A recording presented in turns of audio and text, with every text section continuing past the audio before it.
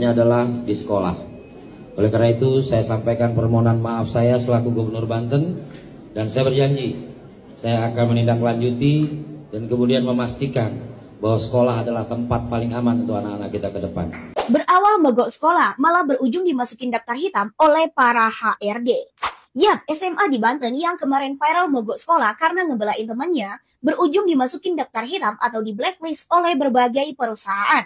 Hal ini lantaran aksi mogok tersebut karena para siswa membela siswa perokok yang ditampar oleh kepala sekolahnya.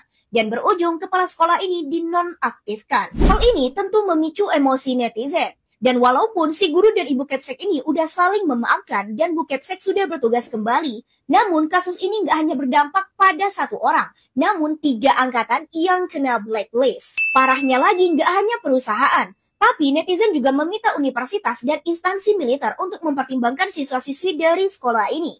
Karena dianggap mereka itu mudah terprovokasi dan berpotensi merusak citra instansi. Ada satu hal yang buat saya bingung dalam kasus ini. Apakah orang tua dan juga siswa gak ada satupun yang sadar dan kritis kalau yang mereka belain bukanlah sesuatu yang benar. Dan akibat membela satu orang ini, berujung 3 angkatan berpotensi untuk mengalami kesulitan mencari pekerjaan di masa depan. Hal ini tentunya bukan hanya merugikan para siswa, tapi juga orang tua tentunya. Saya sangat sepakat kalau tindakan menampar bukanlah sesuatu yang tepat. Tapi kita lihat kan penyebabnya jelas. Karena siswa ini melanggar peraturan sekolah dan itu juga kategori kesalahan fatal dalam aturan Permendikbud. Gimana menurut kalian? Semua salah juga Om. Ringan tangan berarti Om membenarkan. Salah dikit gampar. Gitukah konsepnya maksud Om? Untuk kasus anak ini, saya membenarkan apa yang dilakukan oleh ibu kepala sekolah itu atau ibu guru itu. Saya sangat membenarkan dan saya mendukung. Karena apa? Yang dilakukan anak ini, kesalahannya itu pasti bukan cuma sekali 2 kali, pasti sudah berulang kali. Kenapa gue bisa bilang begitu? Sederhana ya, sederhana. Lihat kembali ya. Lihat tampang anak ini. Sorry nih, gue bawa fisik nih, sorry nih ya. Dari rambutnya aja, ini anak sudah ya menyalahi aturan yang berlaku di sekolah. Di sekolah itu udah jelas-jelas pakaian rapi, terus berpenampilan rapi. Anak ini lihat. Ya, nggak ada rapi-rapinya. Lihat rambutnya sampai nutupin ini, ya kan? Nggak ada rapi-rapinya. Menyalahi aturan nggak? Menyalahi. Dan ini pasti bukan sekali 2 kali. Sampai kepala sekolah yang turun tangan negur ini anak. Pastikan udah berulang kali. Gurunya, wali kelasnya udah nggak mempan nasehatin ini anak, ngomongin ini anak. Makanya kepala sekolah, gitu loh. Ya kan? Jadi kalau gue pribadi, lu nanya ke gue ya, gue sangat membenarkan dan sangat mendukung apa yang dilakukan oleh kepala sekolah atau ibu guru ini. Ini masalahnya kalau dibiarkan aja, ini efeknya akan banyak nih gitu loh. Anak-anak sekolah nanti bakal cas-cus ya kan. Bahkan bukan di kantin lagi, di ruang kelas nanti kan gitu. Itu yang kamu yang lu pengen gitu. Jadi kalau lu nanya ke gue membenarkan, gue benarkan. Ayo, coba. Kalau dari lu gimana konsepnya, coba konsep lu gimana sih untuk menangani anak yang seperti ini yang sudah berulang kali melakukan kesalahan, tapi udah ditegur berulang kali enggak mempan, ya kan? Nah, gimana? Atau cuma sebatas dikeluarkan gitu aja, ya? Dikeluarkan salah bro, dikeluarkan lagi juga salah. Nah, ada beberapa kasus anak yang berkelakuan kayak gini terus dikeluarkan, pihak sekolah nuntut juga ke pihak sekolah gitu loh, ya kan? Coba deh konsep yang lain deh selain dari yang dilakukan oleh kepala sekolah atau ngeluarin tuh anak. Coba tolong kasih konsep yang bagus menurut lu. Dan satu lagi yang perlu lu inget ya, gak mungkin guru nampar itu murid kalau gak punya kesalahan, kalau gak salah, gak mungkin. Makanya gue membenarkan ya, karena pasti anak ini salah gitu loh. Karena nggak mungkin, sekali lagi nggak mungkin guru ya melakukan kekerasan, tindakan sampai nampar itu kalau muridnya nggak melakukan kesalahan. Ingat itu. Makanya yang gue bilang tadi, gue setuju ya, gue setuju apa yang dilakukan oleh ibu guru itu. Karena itu yang harus lo ingat, nggak mungkin guru itu melakukan sampai nampar kalau si anak ini nggak melakukan kesalahan ya. Ingat itu baik-baik. Saya selaku pemilik perusahaan Banten Service Center yang ada di Serang, saya akan menolak siswa-siswa SMAN 1 Cimarga Kabupaten Lebak, Banten untuk bekerja di perusahaan saya. Bahkan untuk yang PKL sekalipun saya menolak ya. Ini apa? Ini peringatan buat siswa-siswa yang sekarang, karena etikanya, ilmunya itu tidak dipakai sama sekali. Wah, jangan-jangan nanti perusahaan saya sama mereka bisa-bisa dicolong, bisa-bisa nanti perusahaan saya diganti namanya. Ini kan Aksi mogok di SMAN 1 Cimarga yang membela temennya atau anak yang ngerokok terus ditampar kepala sekolah itu bisa fatal loh. Bisa sangat fatal, jadi jangan sembarangan.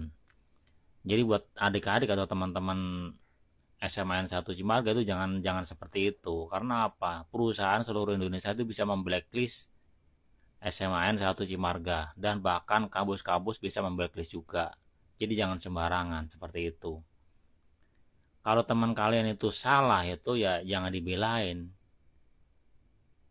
Teman kalian salah jangan dibelain. Ya mungkin kepala sekolahnya salah juga ya, salah ya. Tapi jangan menambah-nambah masalah. Kalau teman kalian salah ya jangan dibelain. Walaupun kepala sekolahnya salah. Karena akibatnya itu bukan buat satu orang, dua orang, tapi buat sekolah SMAN 1 Cimarga, buat masa depan kalian. Jadi jangan sembarangan kalian itu demo menuntut kepala sekolah turun atau dinonaktifkan, jangan seperti itu. Kalau orang-orang seperti saya yang udah kelahiran tahun jebot itu udah ketawa dan melihat ini. Jadi bocah ngerokok, kalau dulu ya bocah ngerokok terus dilaporkan orang tuanya, bukan orang tuanya membela, tapi malah digampar gitu kalau dulu mah. Ya anak sekarang tuh bener-bener jauh sekali ya. Dikit-dikit ngelapor ke orang tua, dikit-dikit ngelapor ke orang tua. Ya kayak apa ya? Secemen itu loh bocah sekarang ya, secemen itu. Orang tua laporkan kepala sekolah ke polisi usai menampar anaknya yang ketahuan merokok di sekolah. Bu, saya emak beranak 5, yang keempat anak saya sudah bersekolah TK, SD, SMP, SMA.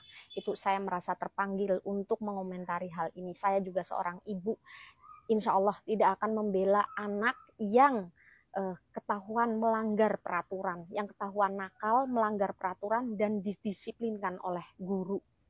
Ya, ibu lihat sendiri penampakan dari anak tersebut, ibu. Ya, ini rambutnya aja, rambutnya anak ibu, mohon maaf ya, itu sudah tidak disiplin. Gondrong, anak SMA, anak sekolah gondrong itu sudah melanggar peraturan sekolah. Dan anak ibu itu ketahuan merokok di sekolah loh, di sekolah area di mana itu hak prerogatif guru dan kepala sekolah untuk mendisiplinkan anak didiknya. Ibu, kita menitipkan anak kita ke sekolah itu dalam rangka apa sih, Bu? Untuk biar mereka ada yang mengajari, ada yang mendidik, biar anak kita itu pintar dan benar akhlaknya. Begitu ya ibu ya. Ibu ini punya masalah apa sih di rumah? Apakah ibu single mom? Apakah ibu ditinggal sama suami? Atau enggak uang belanja ibu kurang? Atau suami ibu kemana gitu ya? Enggak ngurusin ibu. Jadi ibu ngerasa butuh perhatian begitu. Sampai anaknya salah, melakukan kesalahan seperti ini ibu bela. Dan saya heran sekali nih, monggo buat ibu-ibu bapak yang merasa anaknya sudah bersekolah, silakan di komen ya bagaimana tanggapan bapak ibu semua ya atas hal ini. Dan saya heran sekali sama teman-teman satu sekolahan ini, kok benar-benar punya empati, yang empatinya itu salah. Masa membela temannya yang salah. Aduh, nggak tahu ini, heran sekali anak-anak Gen Z zaman sekarang ya. Dibilangin baik-baik mentalnya, mental luar biasa, mental kerupuk atau mental apa ini. Satu lagi, sama Bapak Gubernur dan Wakil Gubernur ya, mohon maaf Bapak Gubernur Banten sama wakilnya Pak Dimyati, kok malah menyalahkan kepala sekolah dan guru, Pak. Langsung dinonaktifkan, padahal jenengan sebagai pejabat yang harus menaungi para guru, para masyarakat ya, harusnya kalian berada di tengah-tengah dulu, tabayun dulu bagaimana sih duduk persoalannya, didamaikan, di sidang, apalah namanya itu ya, nggak tahu saya sebagai rakyat kecil, tapi paling nggak jangan langsung menyalahkan satu belah pihak.